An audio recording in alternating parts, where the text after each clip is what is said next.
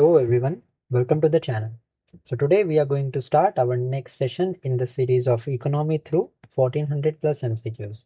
Now already we have completed all of these chapters. अगर आपने वो videos नहीं देखी हैं तो you can click on the I button right now to go to directly the playlist in which all of these sessions have been completed. Now chapter 20 तक वहाँ पे सारे sessions uploaded हैं. आज की इस वीडियो में we are going to do this chapter sectors of economy जिसमें we will deal about 50 questions related to this chapter. So let us start. So let us start our today's chapter, that is the sectors of the economy. Now the process to complete this chapter is the same, that will solve around 70 MCQs. I will also provide you with the explanation, and chapter के starting में I will give you a little bit summary about this chapter so that it is easy for you to revise, and it is also easy for you to understand the concepts that are in this chapter. So if we talk about the sectors of economy, basically it is believed that there are three sectors of the economy. The first sector is the primary sector. अब what is there in the primary sector? अब primary मतलब क्या? Primary means first. Now for example आप and मैं हमने पढ़ा है primary schooling. Primary schooling मतलब क्या कि initial days of our education. ठीक है, initial day of our education के बारे में पढ़ाई होती है in the primary school. Now what happens is जो हम बेस बनाते हैं या जो हमने इनिशियल लेवल पे पढ़ा है वही धीरे धीरे डेवलप होके एंड देन एडवांस स्टडीज की तरफ जाता है. सिमिलरली जो primary sector of the economy होता है, दिस इज द बेसिक और the first sector of the economy which provides important inputs to the other sectors. अब अदर सेक्टर कौन से? प्राइमरी सेक्टर के बाद जो सेकेंडरी एंड टर्शियरी सेक्टर हैं, इनको प्राइमरी सेक्टर इनपुट प्रोवाइड करता है. अब इनपुट कैसे प्रोवाइड करेगा? Through raw materials. अब यहाँ पे जो रॉ मटेरियल्स प्रोड्यूस होते हैं, this is used by the manufacturing unit to produce goods. So manufacturing unit मैं आपको अभी आने वाले टाइम पे बताऊंगा comes under the secondary sector. And then manufacturing के बाद ये थर्ड स्टेज में जाता है, ट्रांसपोर्टेशन होता है, स्टोरेज होता है. ठीक है, जो मैन्युफैक्चर किया उसको स्टोर करना पड़ेगा, स्टोरेज हमारा सर्विस सेक्टर में होता है. सो यहाँ से आपको एक बात पता चली कि जो हमारा फर्स्ट सेक्टर प्राइमरी सेक्टर होता है, it is related to the extraction. Extraction of what? तो एक्सट्रैक्शन ऑफ रॉ मटेरियल्स. अब जो रॉ मटेरियल्स का एक्सट्रैक्शन होता है, this is included in which sector? या जो बेसिक इनपुट प्रोडक्ट्स होते हैं वो कैसे मिलते हैं प्राइमरी सेक्टर में? तो सबसे प्राइमरी एग्जांपल हमारा प्राइमरी सेक्टर का इज एग्रीकल्चर. ठीक है, क्योंकि एग्रीकल्चर से हमें मिलता है वीट. वीट से फर्दर जो है प्रोसेस की करके बनाई जाती है ब्रेड. ओके, सो ब्रेड हमारा manufacturing, that is secondary sector हो गया. Wheat, because wheat is a basic raw material and it is provided by the primary sector, is included in the first sector. ठीक है, सो प्राइमरी सेक्टर का सबसे पहला example हो गया हमारा agriculture. Then there is animal husbandry. अब animal husbandry की मैं बात करूं तो डेयरी सेक्टर और milk etcetera it is provided by the animal husbandry. ठीक है, एग्रीकल्चर हो गया हमारा, एनिमल हस्बेंड्री हो गया. Then there is mining. Mining से क्या होता है? ओर्स निकलती हैं and this ores is further use to produce, जैसे सिलिकॉन डिराइव किया माइनिंग से. अब सिलिकॉन का काम क्या होगा? Silicon will be further used by the manufacturing unit to the silicon which is extracted by the mining sector will be used by the secondary sector for the manufacturing of microprocessors. ठीक है, okay, clear है? तो agriculture, animal husbandry, forest. ठीक है, forest क्योंकि ये wood देता है. फिशिंग बिकॉज ये रॉ फिशेस की प्रोवाइड करता है. All of this is included in the primary sector. अगर मैं सेकेंड सेक्टर की बात करूं, it is the secondary sector. Now secondary sector क्या होता है? The sector which is related to the manufacturing और making. This is all included in the secondary sector. अब एग्जाम्पल्स की मैं बात करूं तो सबसे पहला मैन्युफैक्चरिंग तो यहाँ पे आ ही गया.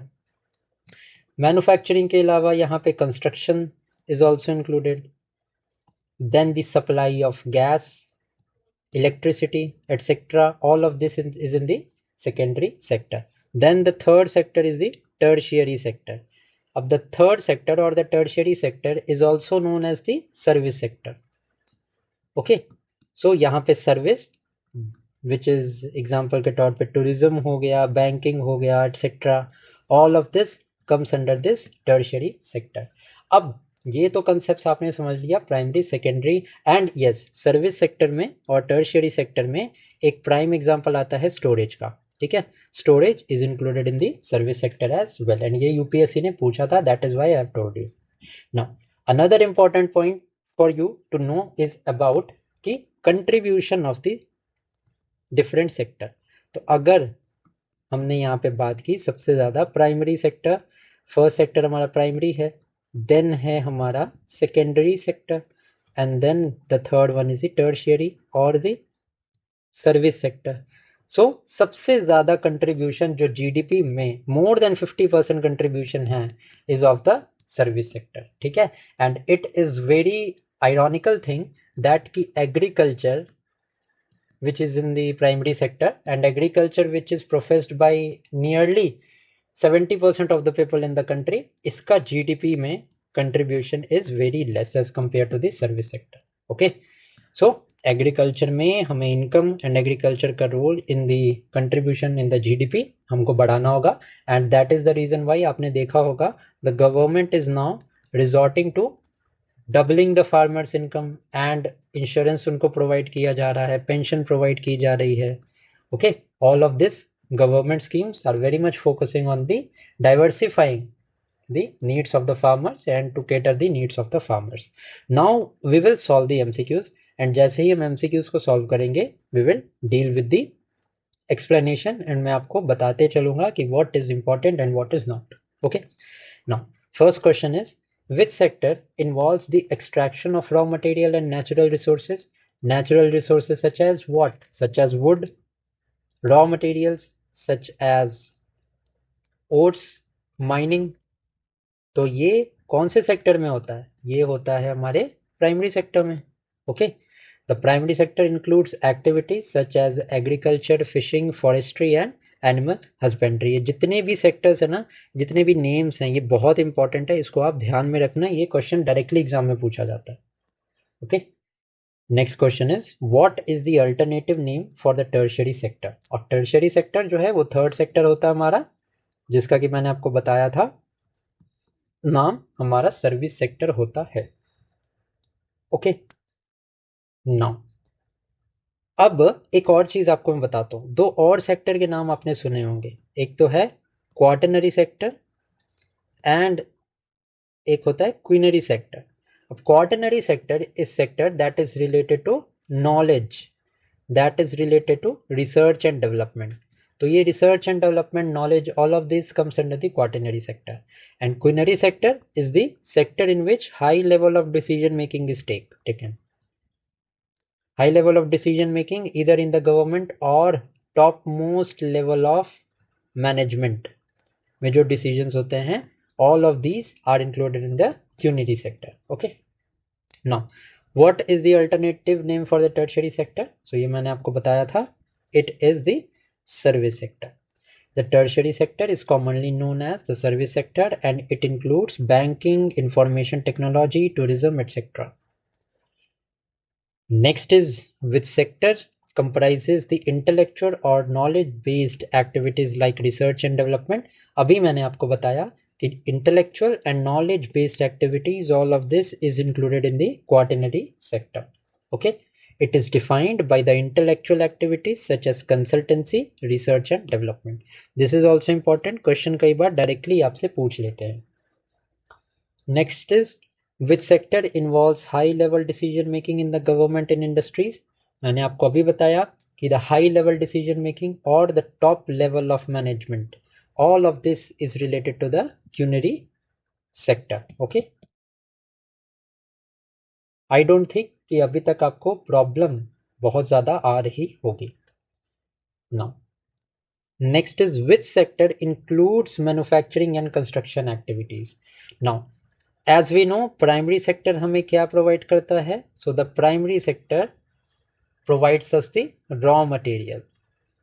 ठीक है, further this raw material is used by the manufacturing units, मैंने आपको बताया था. सो मैन्युफैक्चरिंग कौन से सेक्टर में थी? हमारे सेकेंडरी सेक्टर में थी.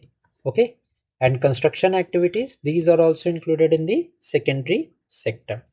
The secondary sector, it focuses on processing raw materials into finished goods through manufacturing and construction. Next is what curve depicts the maximum combination of two goods and economic and produce.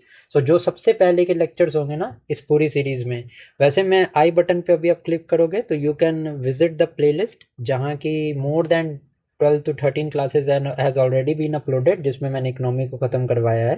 ठीक है, सो वहाँ पे मैंने आपको बताया होगा production possibility frontier. A production possibility frontier, it shows the maximum combination of two goods and economy can produce. मतलब how much consumption or production of one good can affect the production of the second good. All of this, and ये कैसे related होता है, all of this I have already explained in the class जिसमें मैंने आपको PPF curve के बारे में बताया था. Okay, so the curve that depicts the maximum combination of two goods and an economy can produce is the PPF curve. ठीक है, अब जो पीपीएफ कर्व ऐसे बनता है ना, तो इसमें जो भी पीपीएफ कर्व के अंदर के पॉइंट्स होते हैं ना, इट मींस व्हाट कि ये अंडर यूटिलाइज्ड है. एक चीज को आप ध्यान में रखना. ठीक है, एंड बाहर जो होते हैं वो उसका अपोजिट होगा obviously. So the curve that depicts maximum combination, ये हमने देख लिया, इट इज द पीपीएफ.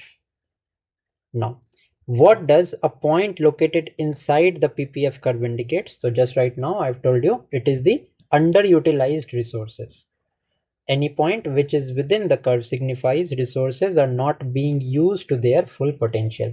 अब resources full potential पे क्यों use नहीं हो रहे हैं, क्यों यूज़ नहीं उनका रिसोर्सेज को क्यों नहीं प्रोड्यूस किया जा रहा है? क्योंकि हो सकता है टेक्नोलॉजिकल एडवांसमेंट उस सेक्टर में आ चुकी हो बट उस कंपनी ने अडॉप्ट नहीं की हो सकता है कि कंपनी ने एडिक्वेट कैपिटल एम्प्लॉय नहीं किया है, हो सकता है कि डिमांड उस गुड की ज़्यादा नहीं है. बहुत सारे फैक्टर्स होते हैं which can affect and economy to growth. But PPF क्या होता है? PPF combination of goods that an economy can produce is PPF curve.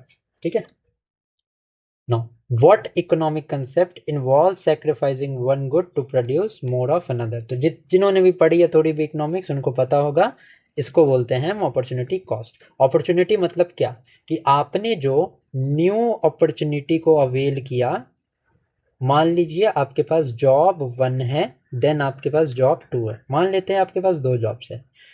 एक पर्सन है who is presently availing job 1 and he decides to shift to job 2.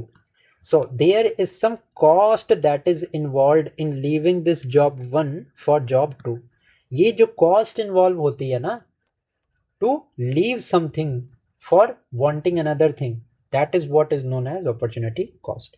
So ये मैंने आपको individual के terms में बताया. इकोनॉमी के टर्म्स की बात करें तो sacrificing one goods to produce more of another is known as the opportunity cost. Now, what causes production possibility frontier to shift outwards? अभी मैंने आपको बताया था बहुत सारे फैक्टर होते हैं जिसकी वजह से कोई भी प्रोडक्ट या कोई भी रिसोर्स अपने फुल पोटेंशियल पे नहीं जा पाता. ओके, अब पीपीएफ कर्व जो है ये आउटवर्ड शिफ्ट हुआ. इट मीन्स व्हाट कि more area is being covered. तो जब ये आउटवर्ड शिफ्ट होगा तो पुराना पीपीएफ कर्व जो होगा वो इसके अंडर आ जाएगा. इसका मतलब क्या? अब ये कर्व जो है वो अंडर यूटिलाइज्ड है. बाहर वाला क्या है? बाहर वाला मतलब द कर्व एक्सपैंड जो किया on the right hand side, it means what कि द प्रोडक्ट हैज एक्सपैंडेड. अब प्रोडक्ट एक्सपैंड किस केस में होगा ये हम ऑप्शन से देखते हैं. क्या नेचुरल डिजास्टर के केस में पीपीएफ आउटवर्ड शिफ्ट कर सकता है या ग्रोथ हो सकती है इकोनॉमी में? नहीं हो सकती ना. नेचुरल डिजास्टर से तो ग्रोथ इनहिबिट होती है, तो ये तो हो नहीं सकता. रिसोर्स डिप्लीशन, जब आपके रिसोर्स डिप्लीट करेंगे तो क्या पीपीएफ कर्व आपका एक्सपैंड करेगा? बिल्कुल नहीं करेगा. पॉपुलेशन डिक्लाइन, इसका तो कोई डायरेक्ट रिलेशन है ही नहीं. टेक्नोलॉजिकल एडवांसमेंट, ऑब्वियसली जब टेक्नोलॉजिकल ज़्यादा एज है ऑर्गेनाइजेशन के पास तो obviously the utilisation would be more. Okay, So improved technology or the discovery of new resources leads to an outward shift in the PPF curve. Next is what is indicated by a point exactly located on the PPF curve. ये जो PPF curve है exactly यहाँ पे जो point है, it means what? The maximum that a company can or an economy can produce, it means what? कि the resources that are available to the company are being utilized efficiently. Simple सी बात है. Inefficiency तो वो point होता है which is beneath और which is under this PPF curve. तो ये तो हो नहीं सकता. रिसोर्स स्कार्सिटी भी नहीं होगी क्योंकि exactly on the PPF curve it means that there is very much efficient utilization of the resources. I hope you have understood this point. Okay. Now next is how many crops are currently covered under the MSP. So यहाँ पे एक correction आप करना 22 crops हैं. Okay. This is very very important. Okay, so 22 crops जो हैं वो अभी करेंटली एमएसपी में कवर्ड हैं. अब इंपॉर्टेंट पॉइंट आपके लिए ये है कि जो एमएसपी होती है this is given by the cabinet committee on economic affairs. Okay, now जो सब्सिडी देने का डिसीजन होता है it is given by cabinet committee on economic affairs, but जो रिकमेंड करता है कि कितनी सब्सिडी देनी है it is recommended by CACP. ठीक है, एंड आपको पता ही होगा एमएसपी जो है वो 22 प्रोडक्ट्स पे मिलती है. And in addition to that अगर मैं शुगर केन की बात करूं तो शुगर केन पे मिलता है FRP. This is the fair remunerative price. Okay, this is very much important, आपको पता होना चाहिए. Now, which body is responsible for recommending the MSP to the government? Important है. ठीक है, अब ये जो चैप्टर है सेक्टर्स ऑफ इकोनॉमी, सेक्टर्स तो हमने देख लिए. अब उस सेक्टर के बीनीथ जो भी यहाँ पे एलिमेंट्स हैं ये भी हम यहाँ पे अभी देखेंगे. Okay, so recommending the MSP to the government, अभी मैंने बताया था CCEA decides this MSP, but recommend कौन करता है? रिकमेंड करता है CACP. ओके, नेक्स्ट है which sector is owned and operated by cooperative groups like Amul. So यहाँ पे कोऑपरेटिव सेक्टर है. ओके, अब कोऑपरेटिव सेक्टर क्या होता है? नाउ जैसे बाकी जितने भी हमने सेक्टर्स देखे हैं it is related to the profit motive भी कहीं ना कहीं होता है, बट कोऑपरेटिव्स का क्या होता है? नो प्रॉफिट मोटिव होता है. ओके, एंड एक अनदर इंपॉर्टेंट पॉइंट है कि जो भी इन्वेस्ट करता है कोऑपरेटिव में वो उसका ओनर होता है. मतलब the people that are investing are the owners. Okay, no profit का मोटिव होता है. नाउ कोऑपरेटिव्स को कॉन्स्टिट्यूशनल स्टेटस भी मिला है, ये भी एक फैक्ट बहुत ज़्यादा इंपॉर्टेंट है. ठीक है, कॉन्स्टिट्यूशनल स्टेटस कैसे मिला है? तो by the 97th amendment act. Okay, 97th amendment act से कौन सा पार्ट 9B वॉज एडेड जिसमें कि cooperatives were given the constitutional status. Okay, इतनी बातें आपके लिए इंपॉर्टेंट है. एंड अगर मैं बात करूं अभी रिसेंटली मिनिस्टर ऑफ कोऑपरेटिव, सो ये है अभी अमित शाह. ओके, नेक्स्ट देखते हैं. Iron and steel industries are classified under which category? Waste. Now, iron and steel industry, अब iron कहाँ से extract होती है? Iron जब extract होती है, it is extracted from ore. तो ore is a mineral, तो it is going to be a mineral based industry. ठीक है, and ये primary sector का एक part है. Now, which sector is described as the backbone of the industrial development? तो जो बैकबोन है this is the manufacturing sector. India की मैं बात करूं तो particularly micro small and medium enterprises constitutes around 45% of the Indian manufacturing. ठीक है, एंड एक और बात आपको पता होनी चाहिए कि जो एमएसएमई सेक्टर है हमारा, it is supported largely by the government through the production linked incentive scheme. इसके अलावा मुद्रा bank which has been launched in the year 2015 is related to the loans provided to the MSME sector only। And ये जो मुद्रा scheme है इसके अंदर 3 type के लोन्स हैं, तरुण, किशोर, ठीक है। एंड एक लोन का नाम क्या है ये आप मुझे कमेंट सेक्शन में बताना। Now a partnership between a public and private entities like Maruti Suzuki is called।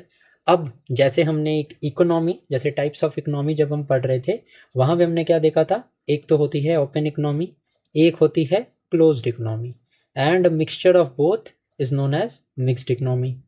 सो यहाँ पे यही चीज़ है कि पब्लिक एंटिटीज़ हैं साथ में प्राइवेट एंटिटीज़ हैं, a collection of both will be known as the mixed sector or the joint sector, ठीक है।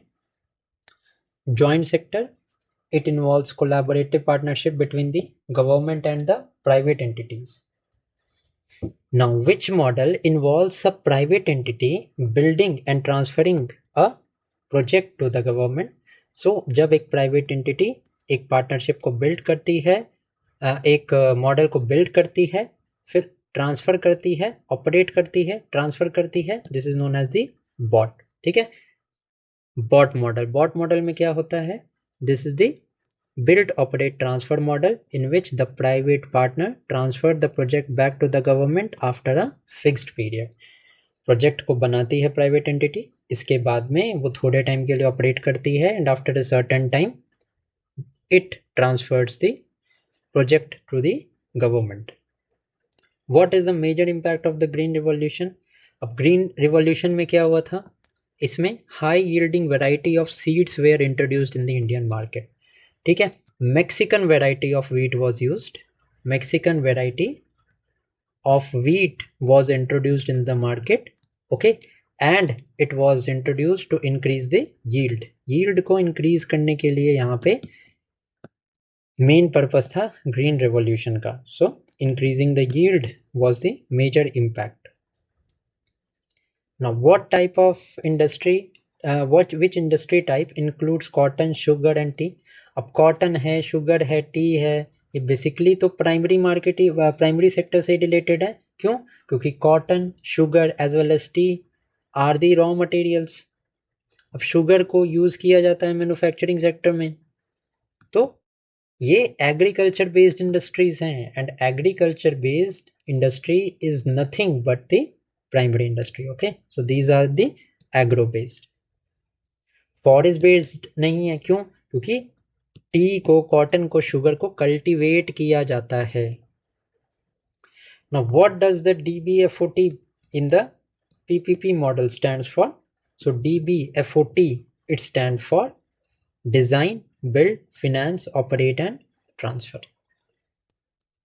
नेक्स्ट है which sector contributes the largest portion to the Indian GDP। तो यहाँ पे मैं आपको बहुत बार ये बता चुका हूँ कि इट इज़ द टर्शरी और द सर्विस सेक्टर। एंड इसके कंट्रीब्यूशन की मैं बात करूँ तो 50 to 55% of India's total GDP का कंट्रीब्यूशन है हमारा यहाँ पे in the India's GDP। Which PPP model involves the government paying 40% of the project cost upfront?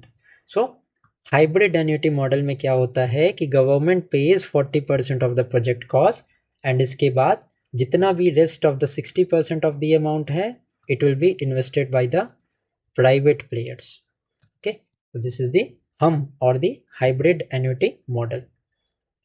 What describes industries like भेल एंड सेल? सो ये जो हैं सारी के सारी पब्लिक सेक्टर कंपनीज हैं that are owned and managed directly by the government of India। Which sector is the key generator of employment according to the tertiary map? अब which sector is the key generator of employment? So tertiary sector, ठीक है, क्योंकि tertiary sector is a largest contributor to India's GDP। so employment सबसे ज़्यादा यहाँ पे tertiary और the service sector में ही है। Now प्राइमरी सेक्टर में आप बोलोगे कि सबसे ज़्यादा पॉपुलेशन तो इंडल्ज प्राइमरी सेक्टर में है, इट इज़ ट्रू, बट वहां पे डिस्गाइज्ड अनएम्प्लॉयमेंट की एक प्रॉब्लम है। डिस्गाइज्ड अनएम्प्लॉयमेंट मतलब क्या, कि मान लेते हैं एक खेत है, there is one farm, okay, and इस फार्म को कल्टीवेट करने के लिए, इरिगेट करने के लिए 5 पीपल आर नीडेड।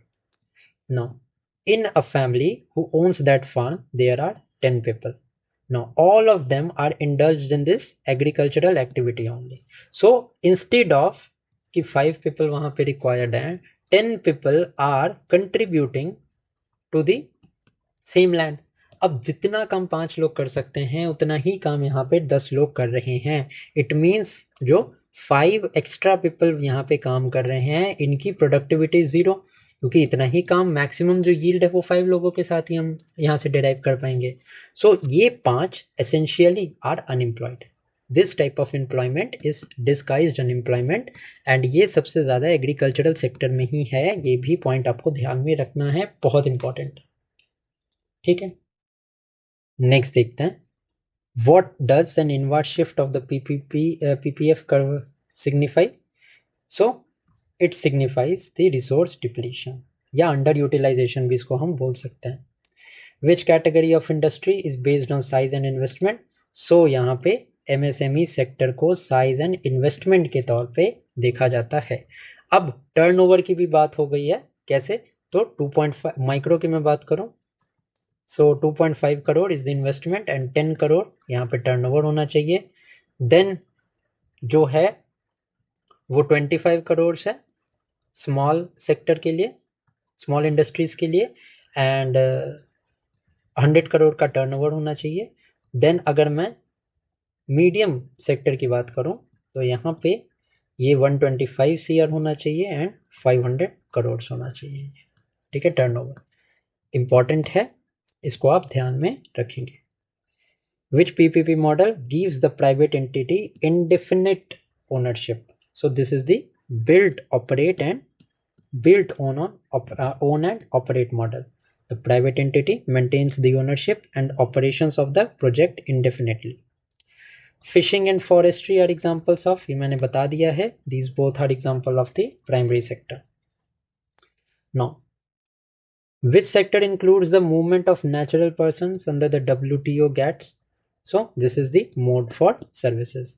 Now जो international services trade होता है, it includes the movement of professionals under the mode for classification, जो WHO ने यहाँ पे decide किया है। What is the primary purpose for MSP? Minimum support price. इसका मतलब क्या होता है, to protect the farmers, ठीक है, against the steep fall in the market prices. Now electricity, gas and water supply falls under which sector? ये मैं आपको मल्टीपल टाइम्स बता चुका हूँ कि ये सारा जो है it falls under the secondary sector.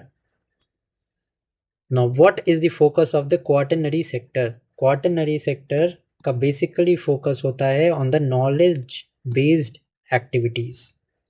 Okay, deals with information consultancy and intellectual services.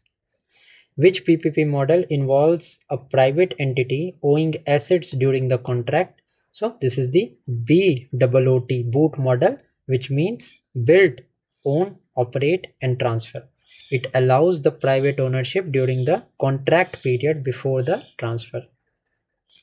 Now what type of industry includes paper and timber? Paper and timber जो है ये forest based industry का यहाँ पे part है, ओके, क्योंकि paper and timber both of these are derive from the forest, and ये जो फॉरेस्ट बेस्ड है ये बेसिकली कुछ और नहीं बट प्राइमरी सेक्टर के अंदर ही ये चीज़ आती है। Which initiative focuses on making India a self reliant manufacturing hub? So this was the Atmanirbhar Bharat. It aims to strengthen the domestic manufacturing and promote national self-reliance. What does the EPC PPP model stands for? So it stands for engineering, procurement and construction. What happens in this model is that the private player is responsible for design and construction of the infrastructure. Which sector includes storage, communication and transportation? So storage, communication and transportation, all of this is included in the tertiary sector or the service sector. What describes a project where government pays for the construction only?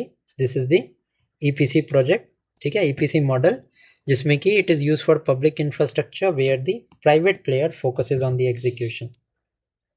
Banking and insurance are part of which sector? So ये tertiary और service sector का एक important part है। Which sector deals with processing raw materials into finish product? So raw material हमें पता है ये primary sector में आता है, एंड फिनिश प्रोडक्ट जो है ये मैन्युफैक्चरिंग सेक्टर में आता है। So which sector deals with processing raw material into finish product? This is the secondary sector. What is the main challenge challenge listed for the Indian agriculture? Too much rain? No. High exports? No. Procurement and fiscal burden? Yes. And that is why MSP दिया जाता है। अभी previously हमने ये question में देखा था। Okay. Now, which industry category includes petrochemicals and paint? So ये एक chemical based industry है। Okay. And basically it comes under the manufacturing. What term described limited resource constraining production? So limited resource मतलब क्या? Scarcity ही तो है।